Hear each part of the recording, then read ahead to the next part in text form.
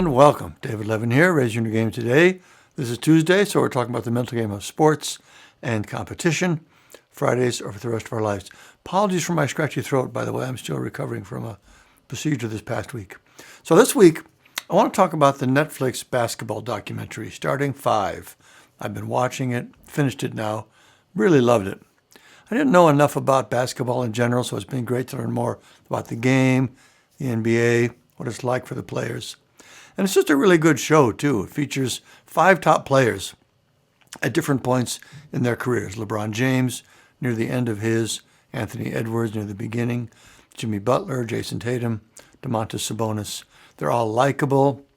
It's fun to see them with their families and friends. And, of course, they're also all looking to win the championship. And the show follows them as the season progresses into the playoffs and the finals. It's interesting, too, to think about the role that losing plays and disappointment and failure over the course of a career, because the reality is everyone loses and comes up short, except for one team every year, by definition, over and over, right? At least in other sports, like tennis and golf, you get another crack with every tournament. In basketball, football, baseball, soccer, it's once a year. Olympic athletes, once every 4 years. That's another whole thing to think about. In most sports, every athlete comes up short of their ultimate goal most of the time, even the best of the best. So you really have to find a way to stay positive and keep that in perspective, or it'll kill your game and your enjoyment of your sport. I'm working with a young ski racer right now, and we talk about that a lot.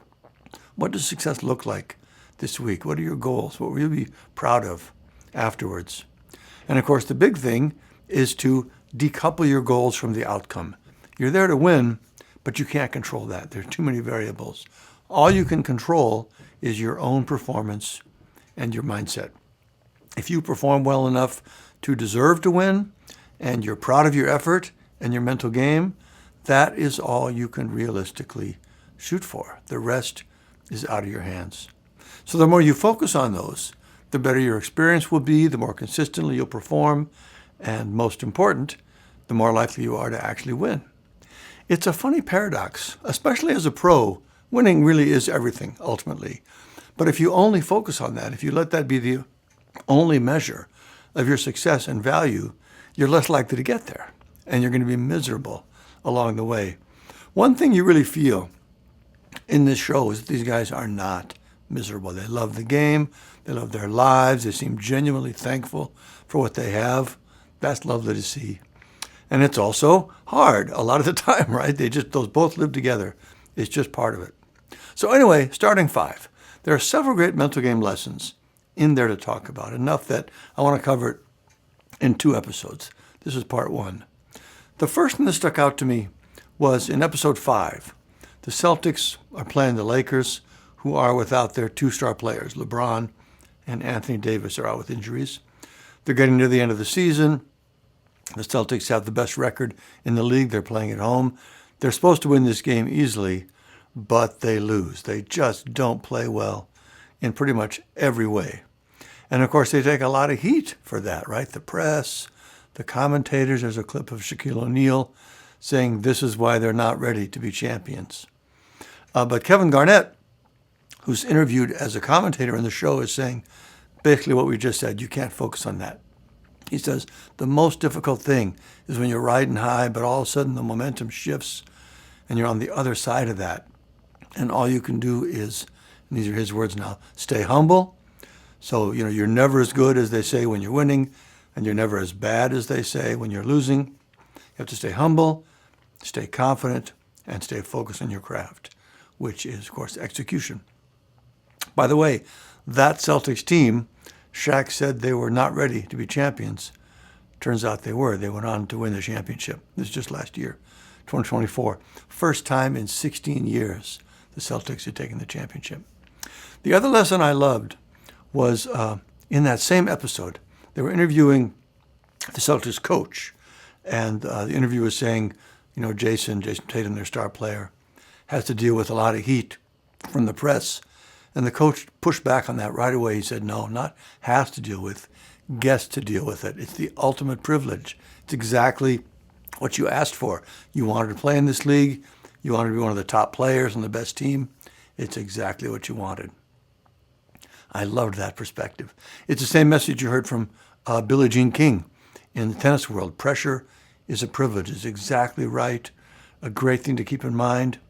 At the same time, it's still pressure, right? And it can still hurt your game if you let it distract you.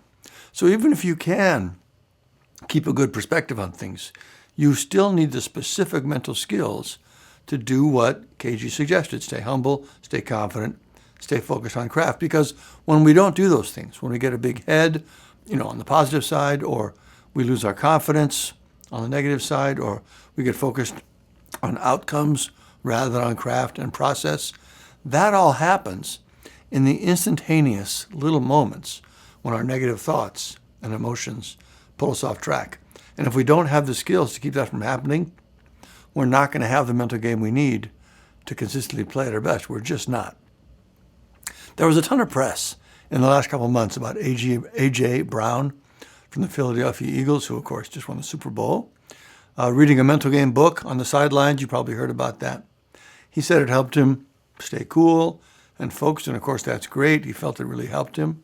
But I also thought, it's lucky he plays football and has that much time on the sidelines, right? No way that works for basketball. It's just too fast and constantly moving. Can you imagine reading a book on sidelines? Or for that matter, tennis or golf or pickleball. In all those sports, it's not enough to just have helpful perspectives and reminders, things you can, read and check in with. You need actual skills that you can use right in the moment when you need them. And those skills are, you've heard me say before, cognitive control, emotional self-regulation, and impulse control, which are the skills we teach in our Raise Your Inner Game program, Sports Academy, Executive Coaching, and the book. So those are the first big lessons from Starting Five. Focus on your craft and effort rather than outcomes. Accept that losing and failing is just part of being in the game, and it happens to literally everyone most of the time.